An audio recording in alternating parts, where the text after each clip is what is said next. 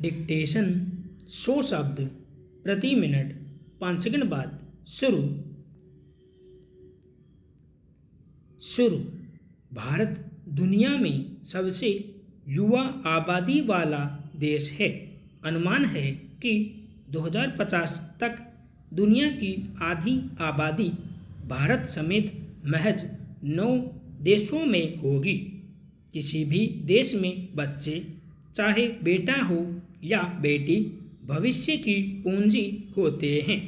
इन्हें गरिमा और सम्मान के साथ परवरिश और समतामूलक दृष्टिकोण के साथ अग्रिम पंक्ति में खड़ा करने की जिम्मेदारी व्यक्ति और समाज की है। मगर जब विषमताएं और लैंगिक भेदभाव किसी भी वजह से जगह बनाती है तो यह समाज के साथ साथ देश के लिए भी बेहतर भविष्य का संकेत नहीं है।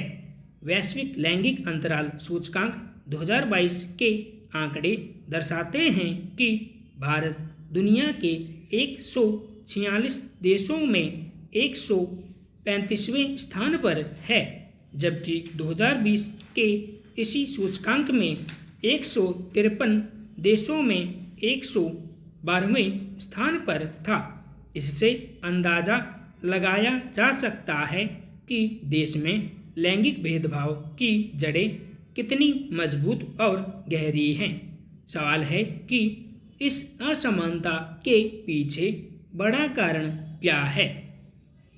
आर्थिक भागीदारी और अवसर की कमी के अलावा शिक्षा प्राप्ति में व्याप्त अड़चनें, स्वास्थ्य और उत्तरजीविता तथा सशक्तिकरण को इसके लिए जिम्मेदार समझा जा सकता है।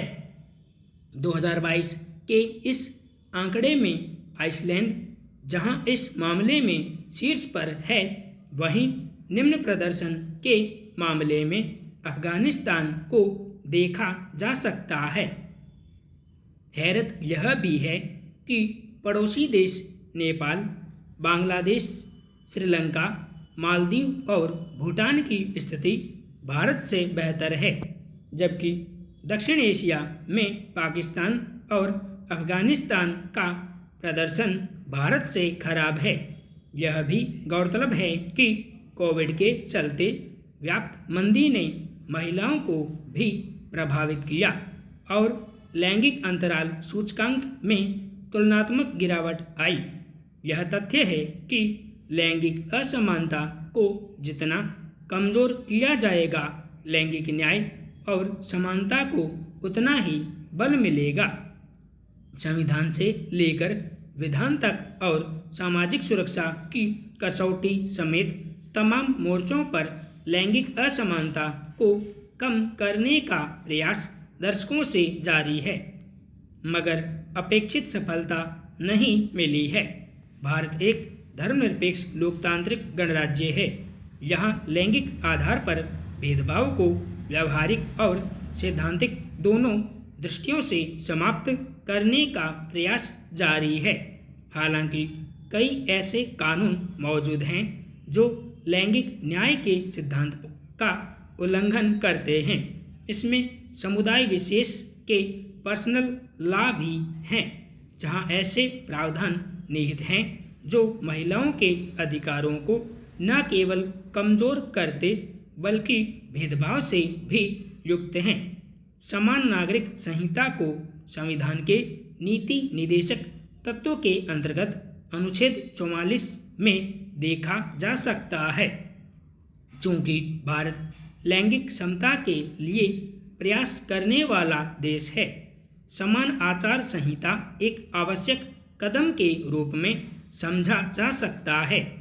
इसके होने से समुदायों के बीच कानूनों में एकरूपता और पुरुषों तथा महिलाओं के अधिकारों में बीच समानता स्वाभाविक रूप से आएगी। इतना ही नहीं, विशेष विवाह अधिनियम 1954 किसी भी नागरिक के लिए, चाहे वह किसी भी धर्म का हो, सिविल मैरिज का प्रावधान करता है। जाहिर है, इस प्रकार किसी भी भारतीय को किसी भी धार्मिक, व्यक्तिगत कानून की सीमाओं के बाहर विवाह करने की अनुमति देता है। शाहबानो मामले में सर्वोच्च न्यायालय ने दंड प्रक्रिया संहिता की धारा 125 के अंतर्गत उसके पक्ष में निर्णय दिया था, जिसमें पत्नी, बच्चे और माता-पिता की देखभाल के संबंध में सभी नागरिकों पर लागू होता है। इतना ही नहीं, देश की शीर्ष अदालत ने लंबे समय से लंबित समान नागरिक संहिता अधिनियमित करने की बात भी कही। गौरतलब है कि समान नागरिक संहिता लैंगिक न्याय की दिशा में भी एक महत्वपूर्ण कदम है। इससे न केवल व्यक्तिगत कानूनों की सीमाओं में जकड़ी असमानता को रोका जा सकेगा, बल्कि स्त्री की प्रगतिशील अवधारणा और उत्थान को भी मार्ग दिया जा सकेगा। गौरतलब है कि 2030 तक विश्व के सभी देश अपने वैश्विक एजेंडे के अंतर्गत न केवल गरीबी उन्मूलन और भूखमरी की समाप्ति, बल्कि स्त्री पुरुष समानता के साथ लैंगिक न्याय हासिल करने को लेकर जद्दोजहद कर रहे हैं। ऐसे में बहुआयामी लक्ष्य के साथ लैंगिक न्याय को प्राप्त करना किसी भी देश की कसौटी है और भारत इससे परे नहीं है। लिंग आधारित समस्याओं का बने रहना न केवल देश में बहस का मुद्दा खड़ा करता है, बल्कि विकास के पैमाने को भी अवरुद्ध बनाए रखता है। विश्व बैंक ने वर्षों पहले कहा था कि अगर भारत की पढ़ी लिखी महिलाएं कामगार हो जाएं, तो देश की जीडीपी 4.25% रातों रात बढ़ सकती है। यहाँ ध्यान दिला दें कि अगर यही विकास दर किसी तरह प्राप्त कर ली जाए तो जीडीपी दहाई में होगी और $5 ट्रिलियन की अर्थव्यवस्था के सपने को भी पंख लग जाएंगे। बेशक भारतीय समाज में लिंग असमानता का मूल कारण इसकी पितृसत्तात्मक व्यवस्था रही है, मगर इसकी यह जड़ अब उतनी मजबूत नहीं कही जा सकती। भारत में महिलाओं के लिए बहुत से सुरक्षात्मक उपाय किए गए हैं। उनके साथ अत्याचार आज भी खतरनाक स्तर पर है, इससे इनकार नहीं किया जा सकता, मगर यही महिलाएं प्रत्येक क्षेत्र में अपनी दमदार उपस्थिति भी दर्ज करा रही है।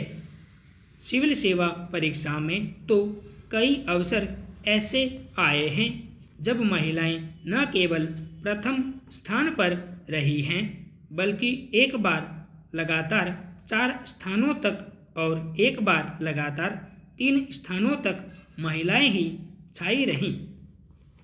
उक्त परिप्रेक्ष्य एक बानगी है कि लिंग असमानता या लैंगिक न्याय को लेकर चुनौतियां तो हैं, मगर वक्त के साथ लैंगिक समानता भी आई है। दहेज प्रथा का प्रचलन आज भी है, जिसे सामाजिक बुराई या अभिशाप तो सभी कहते हैं, मगर इस अड़चन से गिने चुने ही बाहर हैं। कन्या भ्रूण हत्या पर कानून बने हैं, फिर भी यदा कदा इसका उल्लंघन होता रहता है। आंकड़े बताते हैं कि भारत में 52% महिलाएं घरेलू हिंसा का शिकार हैं। यह भी लैंगिक न्याय की दृष्टि से चुनौती बना हुआ है, जबकि घरेलू हिंसा कानून 2005 से ही लागू है। महिलाओं को आज की संस्कृति के अनुसार अपनी रूढ़िवादी सोच को भी बदलना होगा। पुरुषों को महिलाओं के समांतर खड़ा करना या महिलाएं पुरुषों से प्रतियोगिता करें, यह समाज और देश दोनों दृष्टि से सही नहीं है, बल्कि सहयोगी और सहभागी दृष्टि से उत्थान और विकास को प्रमुखता दे। यह सभी के हित में है। संपूर्ण विराम।